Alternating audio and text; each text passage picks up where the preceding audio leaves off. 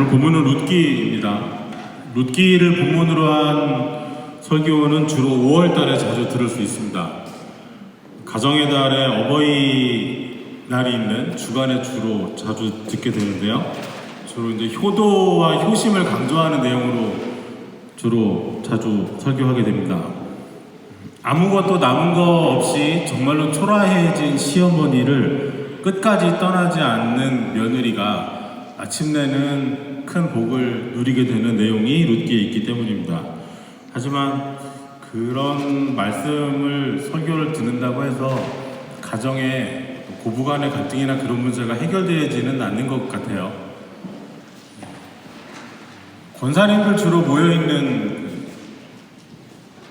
주로 여전도회로 따지면 큰 교회에서는 1여조에 좀 되죠.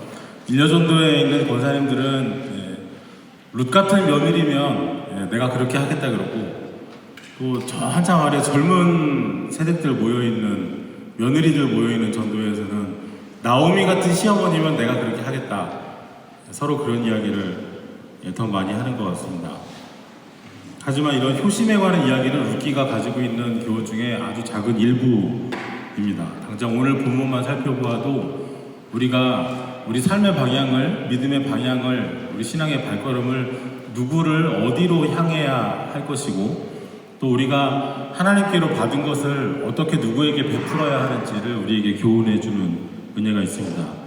이 말씀을 통해서 우리의 삶의 방향이 하나님께 고정되고, 우리가 하나님으로부터 이미 받은 하나님의 인내하심의 그 은혜를 또 다른 사람에게 전해줄 수 있으면 좋겠습니다. 1장 1절에 보시면 사사들이 치리하던 때라고 하였습니다. 그리고 그 땅에 흉년이 들었는데 유대 베들레헴에 살던 한 가정이 그 흉년을 끝까지 견뎌내지 못하고 모압 땅으로 아내와 아들까지 일가족이 이주하여서 모압집에 가서 거류했다 합니다. 사사들이 치리하는 때라고 했습니다. 사사기에 해당하는 시기이죠. 아직 이스라엘에 왕은 없고 백성들은 하나님이 아닌 가나안 땅의 우상들을 더 많이 섬기는 때였습니다. 블레셋이나 미디안 같은 이방 족속에게 사실상의 통치를 받고 모든 것을 빼앗기는 시기이기도 했었습니다. 그렇게 곤욕을 치르고 있을 때 사사들이 가끔 일어나서 그 민족을 위기 가운데서 건져내던 그러한 때에 이 사건이 있었습니다.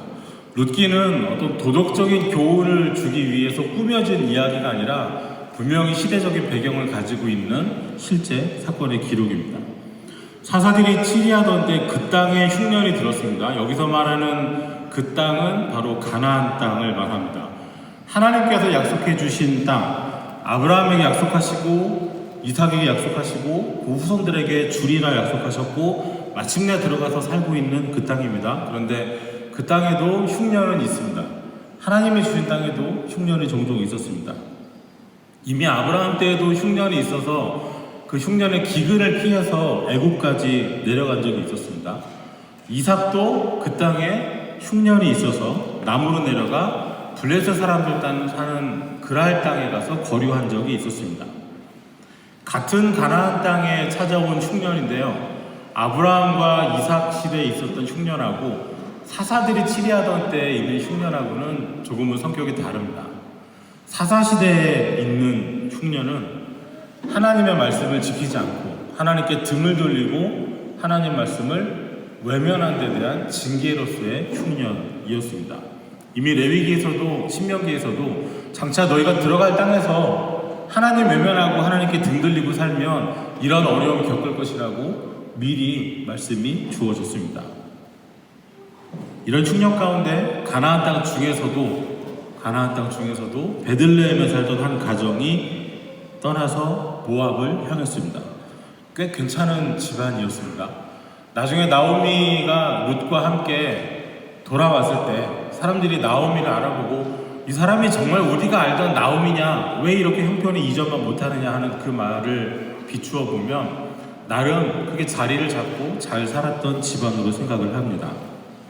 한 남자와 한 아내, 그리고 그 집의 두 아들이 모압에 거류했습니다. 여기 거류했다는 말을 좀 살펴볼 필요가 있습니다. 성경에서 거류했다라는 말은요, 아주 살러가는 것이 아니고 일시적으로, 임시로, 잠시만 거기 머물려고 할 때 거류라는 말을 썼습니다. 아브라함이 가나안 땅의 첫 흉년을 피해서 애굽으로 내려갔을 때 그때도 애굽에 거류하려고 내려갔다라고 하였고요. 이삭이 그랄에 갔을 때도 거류하기 위해 갔다고 하였고, 요셉이 총리로 있을 때 그때 또 온 중동 지역에 큰 기근이 있어서 요셉이 하나님이 주신 지혜로 꿈을 해몽하고 곡식을 모아놓잖아요. 그 곡식을 사러 온 형제들, 드디어 아버지 야곱을 만나고 형제들을 다 애굽으로 이주시키죠. 그때도 거류라는 말을 씁니다. 그러니까 가나안 땅을 아주 떠나는 것이 아니고 잠시만 살려고, 가나안 땅에 있는 흉년을, 기근을, 때로는 전쟁을 잠시 피해서 다시 그 상황이 끝나면 다시 돌아올 계획을 가지고 잠시 떠날 때 쓰는 말이 거류입니다. 아버지 엘리멜렉 그리고 어머니 나오미, 두 아들 기럐과 말론이 베들레헴을 떠나 잠시 거류하려고 모압에 갔습니다. 하지만 뜻이 잘 안 됩니다. 생각대로 안 됐어요. 잠시 머물려고 간 땅에서 거기 살다가 아들들은 모압 여인들을 각각 만나서 결혼까지 했습니다. 그래서 1장 4절에 보면 이제는 거류가 아니라 거주로 말이 바뀌어요. 임시로 거기 있는 것이 아니고 거주자가 됐습니다. 자식들이 가정까지 이루고 거기 살게 됐습니다. 그리고 거기 거주한 지 10년쯤 후에 그 집의 가장이었던 엘리멜렉이 죽고, 베들레헴에서부터 함께 따라갔던 두 아들도 죽고 말았습니다. 어머니 나오미와 그리고 각각 남편을 잃은 미망인이 된 두 며느리만 남았습니다. 사는 게 뜻대로 되지 않죠. 잠시만 거류하려고, 하나님이 주신 땅이지만 흉년이 있어서 잠깐만, 흉년이 끝날 때까지만 나가 있자며, 비록 우상 숭배하는 땅이지만, 비록 하나님의 백성 가운데 들어올 수 없는 모압 사람들이 사는 땅이지만 잠깐만 거류하자고 들어간 땅이었으나 거기 살다가 거주자가 되었고, 끝에는 거기 남는 사람들이 되어버렸습니다. 하나님께서 나에게 주신 직분, 나에게 주신 사명, 나에게 주신 믿음의 자리가 맞는데 사는 게 너무 힘들어서, 아니 안 하겠다는 게 아니고 아주 떠나겠다는 것도 아니고 잠깐 동안만 조금 신앙생활도 쉬고 헌신도 좀 쉬고 잠시 믿음 바깥에 거류하려고 나갔다가 다시 신자의 자리로, 믿음의 자리로 돌아오지 못하는 경우 우리 주변에도 흔히 볼 수 있는 일입니다. 잠시 동안만 믿음의 자리 바깥에 거류할 생각이라면 그만두는 게 좋습니다. 이럴 때에는 자신감을 가지면 안 됩니다. 잠시만 거류하려고 했던 것이 10년이나 지나버렸습니다. 여자들만 남았습니다. 이제 나오미가 다시 그 땅, 하나님이 주신 가나안 땅으로 돌아오려고 합니다. 베들레헴으로 돌아오려고 하는 것이죠. 1장 6절에 보시면 그 여인이 모압 지방에서 여호와께서 자기 백성을 돌보시사 그들에게 양식을 주셨다는 듣고 이에 두 며느리와 함께 일어나 모압 지방에서 돌아오려 하여, 잠시 거류했던, 잠시만 머무르려고 했던 그 자리, 벌써 돌아왔어야 했으나 아직까지 돌아오지 못했던 것, 이제야 돌아오려고 하고 있습니다.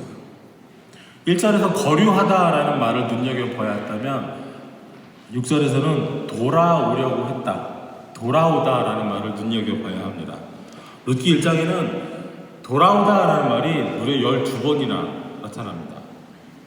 베들레헴을, 약속의 땅을 떠났던 나오미가 돌아옵니다. 그런데 돌아오려고 하는 나오미가 며느리들에게는 돌아가라고 말을 해요. 본인은 돌아오고 며느리들은 돌아가라 합니다. 모압 출신이잖아요. 같이 유대 땅으로, 그것도 베들레헴 땅으로 돌아갈 길이 나오미에게는 보이지 않았습니다. 이스라엘 사람들은 모압 사람과는 혼인할 수 없다라는 율법 조항이 분명히 있었던 것은 아닙니다. 그러니까 굳이 법으로 냉정하게 따지면 무슨 법적으로 몇 조 몇 항에 금지된 것은 아니었어요. 하지만 율법의 백성이라면, 하나님의 뜻을 따르며 사는 사람이라면 굳이 그런 조항이 없어도 모압 사람하고는 혼인할 수가 없는 것이죠. 일단 모압은 우상 숭배가 정말 뿌리 깊은 곳이었습니다. 그것도 인신공양이 정말 심했어요. 모압에서는 그모스라는 우상을 섬겼다고 하는데요. 그 그모스 신상에 대한 그 스케치들이 남아 있거든요. 꼭 그런 신상들은 머리는 짐승이죠. 그리고 뭐 몸의 아래쪽이 물고기인 경우도 있고 위에가 소인 경우도 있고 사람하고 섞여 있는데 그모스 같은 경우에는 머리는 소로 되어 있고요, 몸은 사람으로 되어 있습니다. 그래서 그모스 신상이 크게 이제 주물로 부어서 쳐서 만들면 손을 이렇게 앞으로 하고 있어요. 그러면 그 아래다가 불을 열심히 피우면 이 금속으로 된 이 팔이 손이 뜨겁게 달궈지잖아요. 그럼 거기에다가 살아있는 재물을 올려놓으면 그 재물이 불에 타게 되죠. 그러면 이제 그 신에게 말하자면 번제로 드려진 거죠. 근데 이런 인신공양에 주로 어린 아이들을 모압에서는 제물로 바쳤습니다. 민수기에 보면은 모압 왕 발락이 발람을 불러다가 이스라엘을 저주하려고 하죠. 나귀가 말을 해서 가는 길을 막았던 그 사건입니다. 또 출애굽한 백성들이 모압 여인들과 음행했다가 하나님께 징계를 받기도 했었습니다. 모압 자손은 영원히 여호와의 백성들의 총회에 들어올 수 없다고 하였습니다. 그런데 지금 나오미가 베들레헴으로 돌아오려고 하는 이 시점이 어느 때인가요? 사사시대잖아요. 믿음에서 이탈하고 하나님께 등을 돌리고 죄짓다가 이방 민족에게 고생하고, 예를 들면 기드온 시대에는 곡식을 심으면, 종자를 심으면 그때 와서 싹 짓밟고 가니까 안 그래도 흉년인데 먹을 게 더 없어지던 그런 시대가, 그런 시절이 끝나고 하나님께서 다시 누군가 사사를 세우셔서 회복이 이제 막 일어난 때입니다. 그런 시점이면 사람들이 대체로 믿음이 뜨겁잖아요. 다시 회복됐다. 하나님께서 우리를 기억하셨다. 우리를 이방족들 손에서 건져내셨다. 한참 그런 분위기가 있을 때인 거죠. 그런 상황에서 나오미가 돌아올 때 본인이 돌아오는 건 몰라도 모압 여자를 그모스 신상에다가 어린아이들을 불태워 제물로 바치는 모압 사람, 모압 여인을 데리고 들어온다는 것은 베들레헴에 사는 사람들 입장에서는 그렇게 환영할 만한 일은 아닙니다. 예전에 여세대신 목사님들은 이 부분을 이렇게 예를 들어서 설명들을 하셨어요. 일제 식민지 끝나고 8.15 광복 끝나고 그 다음에 봄에 일본에서 살던 사람이 일본인 며느리를 데리고 한국 땅으로 들어오려고 하면 과연 그 일본 사람들한테 그렇게 지독하게 당했던 마을 공동체가 일본인 며느리를 환영할 수 있겠느냐 이 말이죠. 베들레헴에서 과연 나오미가 함께 모압 며느리들과 돌아갔을 때 이 여인들이 환영받을 수 있을 것인가? 거기에 그 백성들과 섞일 수 있을 것인가? 거기에 대해서 확신할 수가 없는 것입니다.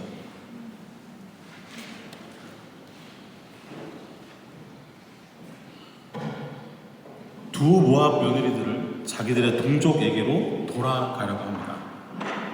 이제 남편들도 죽었으니 공식적으로 시어머니가 선언을 해주면 다시 자유로운 심벌이 돼서 누군가 만나고 또 가정을 꾸릴 수 있는 것이죠. 한 사람은 돌아갔죠. 하지만 나머지 한 사람, 룻이 돌아갈 생각이 없습니다.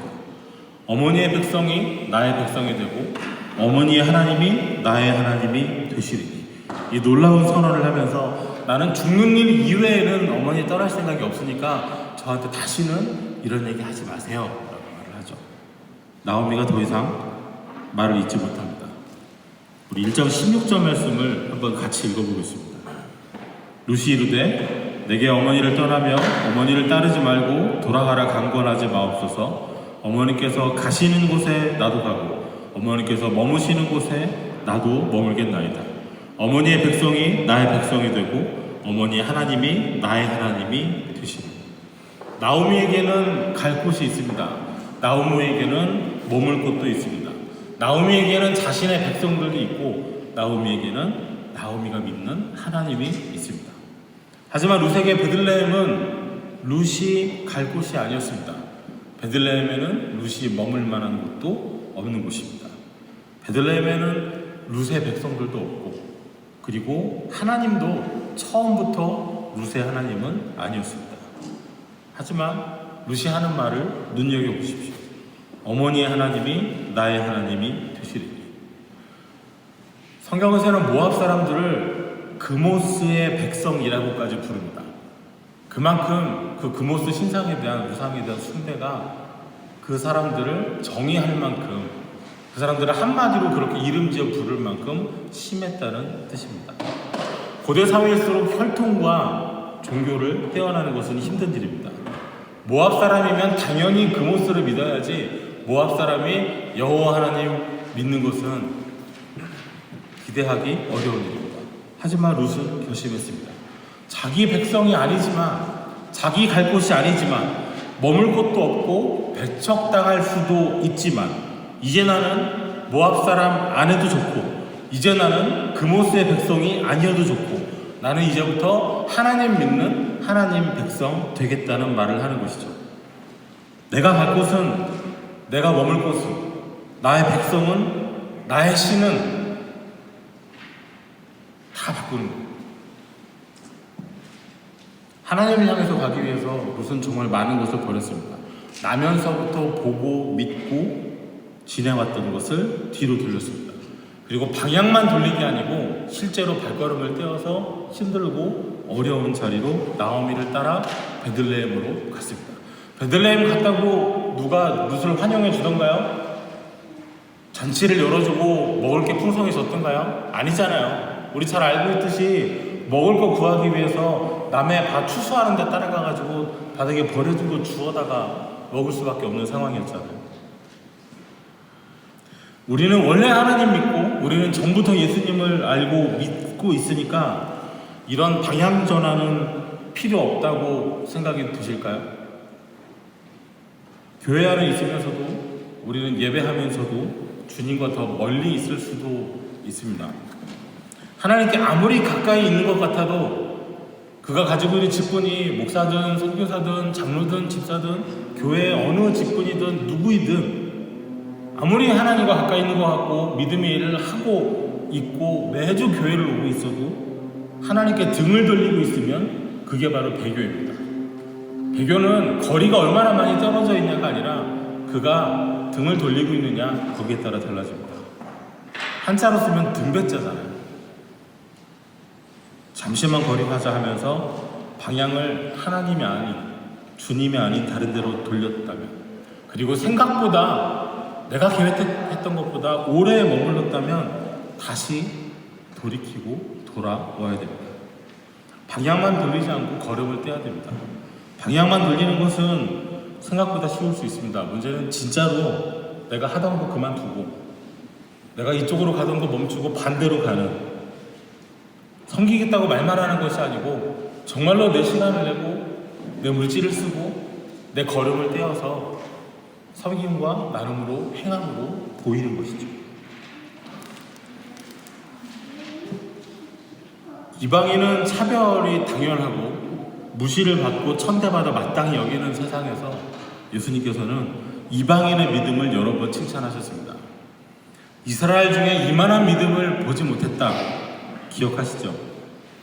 이스라엘 사람들도 하나님 백성들도 마땅히 해야 할 일을 안 하고 있는데, 믿음의 사람들도 해야 하는 일 알면서도 안 하고 있는데 이방인들은 잘 믿고 잘 행한다는 것이죠. 오늘 룻기에서도 그렇습니다. 베들레헴을 향해서 돌아오려는 나오미가 이 며느리들을 축복할 때 무엇이라 하던가요? 너희가 죽은 자들과 나를 선대한 것 같이 여호와께서 너희를 선대하기를 원한다고 했습니다. 너희가 나에게 그렇게 했듯이, 너희가 이미 죽어버린 내 남편, 내 두 아들에게 그렇게 해주었듯이 하나님께서도 너희에게 그렇게 해주시기를 원한다는 것이죠. 여기 선대한다는 말이, 예전에 무슨 기독교 동아리 모임 지으면 꼭 이런 이름 썼죠. 헤세드 기억하시나요?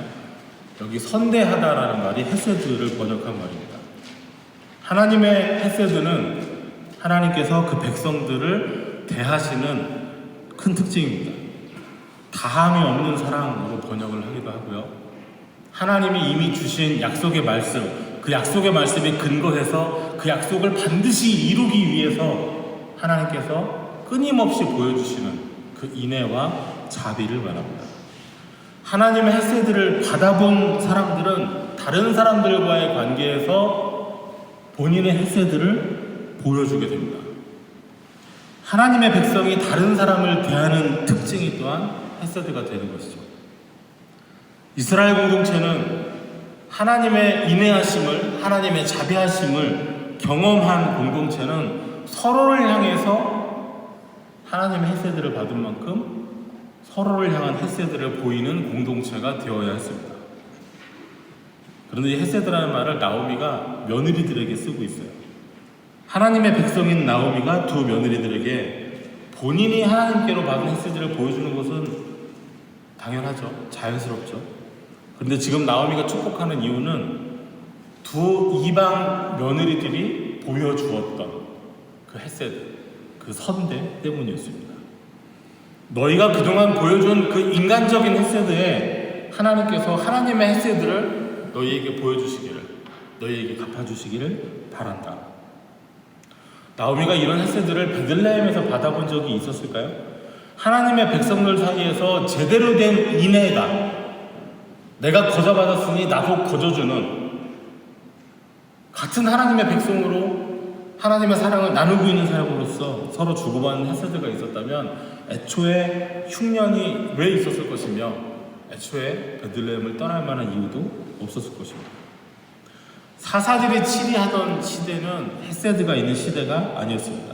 저마다 자기 살 길을 찾기 위해서 더 크게, 더 빨리, 더 많이 소유하기 위해서 하나님마저도 버리고 우상에게 기꺼이 달려가는 사람들이었습니다.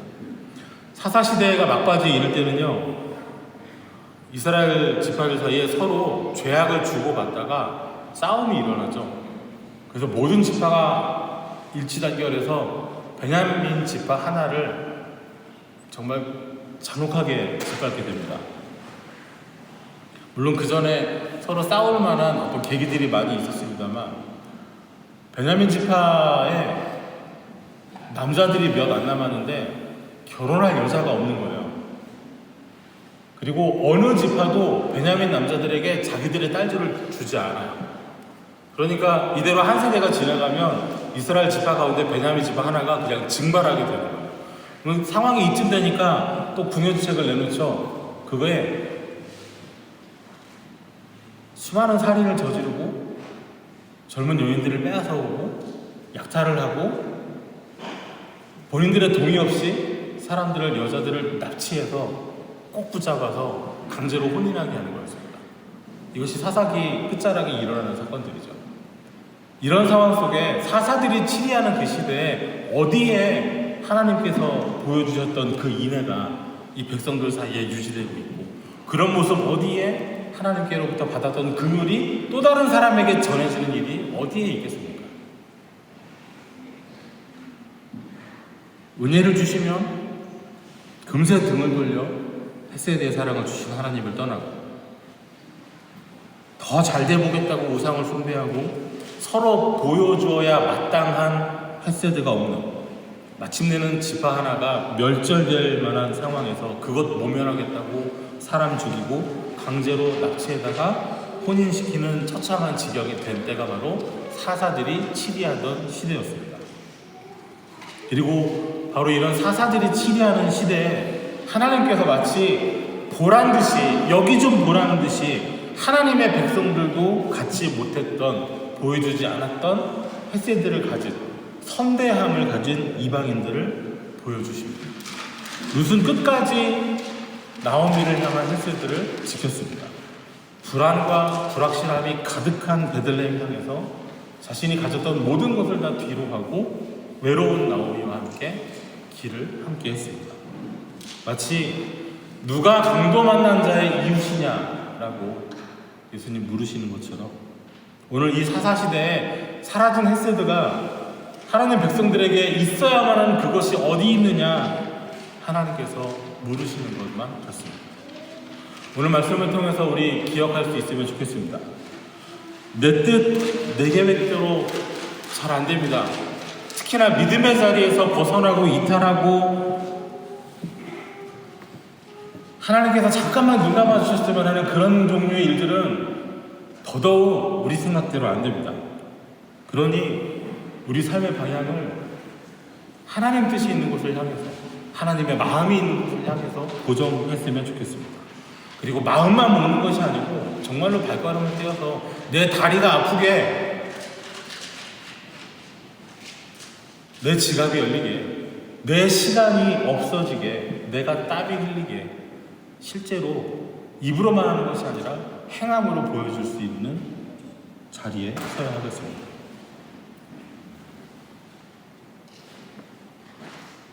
어려운 시대, 참혹한 시대에 하나님께서 보란듯이 이 세상에 내놓을 수 있는, 그래도 여기 하나님으로부터 하나님의 인하심을, 예수 그리스도의 사랑을 맛보고 경험한 사람들이 본인들이 받았던 그 은혜와 사랑을 누군가에게 거저주는 사람들이 바로 여기 있다고 보여주는 바로 그 사람들이 여러분도 되시기를 주의 이름으로 축원합니다. 기도하겠습니다. 우리가 마음으로 우리의 길을 계획할지라도 우리의 걸음을 인도하시는 분은 오로지 하나님이심을 고백합니다. 우리 가는 길이 주님의 인도하심을 받는 길이 되게 하옵소서. 우리 머무르는 곳이 주님이 함께 계신 곳이 되게 하옵소서. 언제나 하나님의 말씀이 하나님의 뜻이 있는 곳을 향하여 서고 또 걸음을 떼어 나아가는 우리가 되게 하여 주옵소서. 결심으로 그치지 아니하고 선언으로 끝나지 아니하고 행함으로 나타나게 하옵소서. 우리에게 보이신 인자하심을 우리도 누군가에게 보여줄 수 있게 하여 주옵소서. 값없이 받았으니 값없이 주고 또 나눌 수 있는 믿음의 사람들 되게 하옵소서. 예수님 이름으로 기도하옵나이다. 아멘.